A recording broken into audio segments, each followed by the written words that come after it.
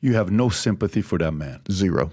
Death penalty. How do you feel about the death penalty? Well, I like the death penalty. We should have, instead of an electric chair, we should have an electric bench, so we can put them all on the bench together and, light them up all at once. You're not joking. No, I'm not. Not at all. Tell me why. Well, because the only people that get the death penalty are cold-blooded, first-degree murderers. They're vile, they're nasty, they're dangerous. And as a result, we need to give them a fair trial.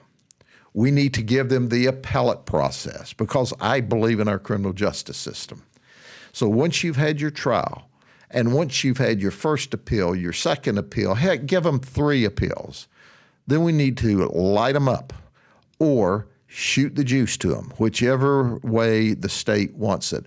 But at that point in time, understand, this is not a couple of drunks that got in a fight and one shot the other at a bar, okay? Both of them were involved in an event.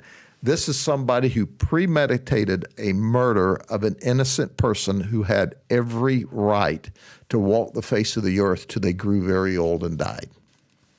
How do you think a child predator, a 40-year-old man, sexually abusing a 10-year-old girl or a 10-year-old boy, what do you see? Do you see death penalty for them as well? Oh, absolutely. That's more horrific than murder in my estimation, because is that the highest for you? Well, you cannot by law. Well, we just instituted capital punishment for sexual battery in Florida. I have every confidence the United States Supreme Court is going to strike that down. They already have. They shouldn't, but they will. I just believe that. But at the end of the day, I am more mortified by someone that would physically torture and abuse and sexually batter a child than I am someone that gets in a fight with a guy at a bar and shoots him. How many death penalties have you been a part of? Oh, I don't know. Several. I mean, you lose count after a while. More than 10? I don't. Yes. In some command capacity, yes. And have you been there watching it happen or no? Oh, I've gone to see one. And how was that experience? Well, it was anticlimactic. It was after they used the chemical drip. And I can describe that to you. First, if we have time, I'll tell you the story. There was a guy by the name of Eddie Wayne Davis, and I don't remember names well, as you can tell, but Eddie Wayne Davis attacked a beautiful little girl, Kimberly Waters, who was 12 years old. He sexually abused her. He threw her into a dumpster and covered her up with trash. Well, we started that investigation. First, it was Kimberly was a missing persons, and then a friend of mine who's now the police chief in Auburndale was one of my deputies at the time, found her in this dumpster. So the investigation began, and we had been working around the clock. Well, we pretty quickly focused in on Eddie Wayne Davis. We had to have evidence. I created a relationship with him, a friendly relationship with him, because we suspected him, and we would need to talk to him. How'd you do that? Well, because I did it by asking him, hey, because we were searching his house and we obtained blood evidence, but we didn't have any of that back at the lab. So I offered, hey, are you hungry? Would you like cigarettes to smoke? I just treated him nice. This is after you know he did it, or this is when you're speculating that he did it? Speculating. Okay, got it.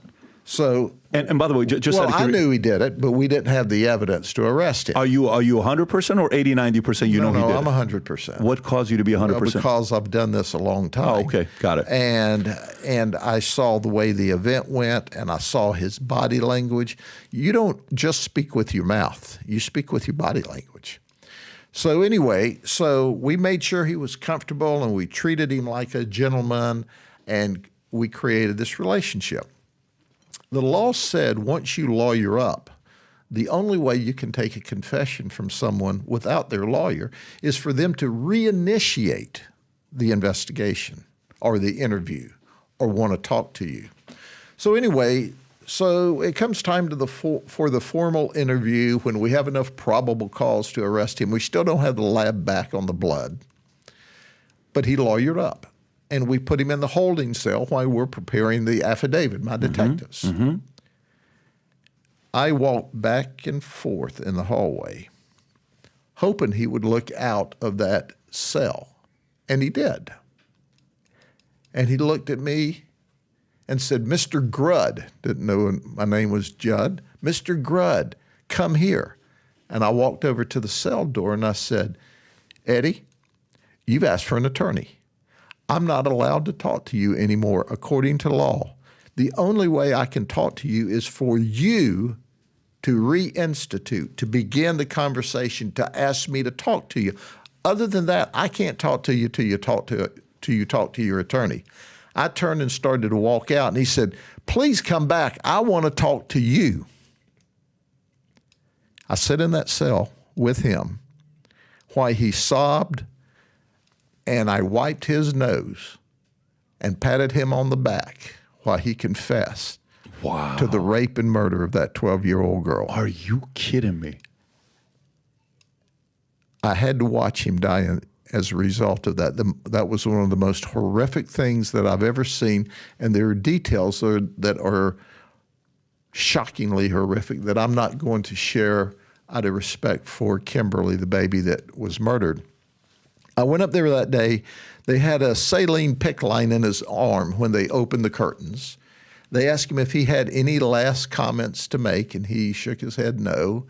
And then they put there was 2 drips in there, 2 different combinations. One was to render him unconscious, and the other was to stop his heart. And it was a very peaceful passing. And here's how I equate it. If you've ever had a surgical procedure, and you're laying there and they have the saline drip, and the anesthesiologist or the anesthetist says, "Okay, now count backward from 10 and you get to about 7 and you go to sleep." That's what it was like. It was anticlimactic. And your inner soul says, "I wish he'd have suffered some." Really? But your faith in God says it is the way it should have been.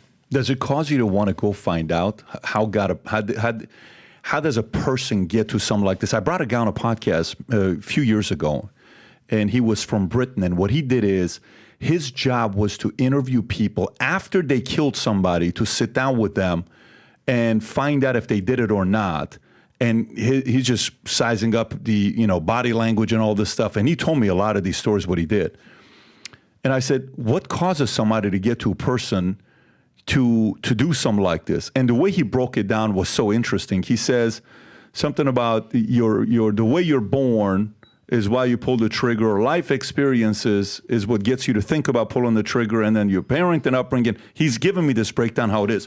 Having been around all these people, like, where do you go to say, what causes a guy like this? I think he died at 45. I just looked him up right now to see, he was born September 12, 1968. He died July 10th of 2014. So this is just 10 years ago. This is your 10-year anniversary of going through Eddie Wayne Davis. Did you come home at night, you're talking to your wife, do you ever go and say, the hell made this guy do this? Was it his father? Like, do you want to go meet their parents, their mom, their dad, to see what causes a person to flip like this, and can we do anything for future Eddie Wayne Davis to not do it again? First and foremost, these people, psychopaths or sociopaths, they have no conscience. They're born that way, you're saying. The overwhelming majority of the people on death row are sociopaths and psychopaths. It's not just an emotional thing. I hear, and I call them the liberal do-gooders. Oh, well, we shouldn't send him to jail for so long, or we shouldn't send him to the electric jail because he's mentally ill. Well, of course he's mentally ill. Normal people don't murder people. Of course, there's something wrong with all of them. But the reality is, after I watched Eddie Wayne Davis die that evening, as a result of the state of Florida saying this is the penalty you pay for raping and murdering this beautiful 12-year-old child, I went home and slept peacefully all night long. Why? I saw justice done. Did you make a phone call to the parents? Did you speak to the parents? We had communications with the parents. Some of the relatives came to watch the execution as well. So the bottom line to this is we have the best country in the world. The United States of America is the best. The people overwhelmingly in this country are awesome people. There are a few troublemakers. There are a few deviants. And that's who we deal with, is the deviants and the troublemakers. Otherwise, we're doing public service and helping people. Well, I mean, you went home and you slept. Did you go home, sit up for 2 hours talking to your wife and all? Nothing. Oh, no, not at all. Did you even bring it up to your wife? You're like, No, we didn't talk. Are you serious? No, she knew I was going to watch that. She was a judicial assistant to a circuit judge and was an administrative assistant at the state attorney's office, and then for a very prominent judge. I mean, for a very prominent defense attorney. So, it's just business. We go home and we talk about fun stuff like kids and t-ball and let's go take a swim in the pool before we go to bed tonight. We don't. The other stuff's business. You guys definitely don't Netflix and chill, though. You don't seem like you're a movie guy. No. Yeah, it's not you. So the guy I interviewed, his name is Jim Clemente. He was a former FBI guy. Right. Worked for FBI for 22 years, if you can pull it up, where he was an expert on child sexual abuse, victimization, abduction, and homicide. Yes. Okay. And he was an expert in criminal behavior profiling. When I asked him the nature that produces serial killers, here's what he said. Genetics loads the gun. Personality and psychology aims the gun. Experiences in your life pulls the trigger. Do you agree with that? Part of it. Which part do you not? Well, first off, those folks are sociopaths. So put that off to genetics or psychology or whatever. But I don't believe that anyone is just a product of their environment. I think there is personality disorders. I think there's anger management issues, but these folks are angry and bitter, and most all of them that do first-degree murders are sociopaths and psychopaths. And by the way, we don't have as many serial murderers. At least we don't see them as much as we used to. Do you know why? We have more technology. We have DNA. We catch them quicker. In these uncertain times, if there's anything we need people to believe the future looks bright. So if you've heard about me saying this mission to you, we're on a mission to get 1 million people to wear this gear, and this is what we're doing. If you buy one of these hats, there's a category of buying one hat, getting the second one free. If you haven't yet worn this gear publicly, go ahead and test it out. Buy some of the gear, wear it in public, and see how many people will stop by and say, you also watch Valuetainment? You also follow PBD Podcast? I do too.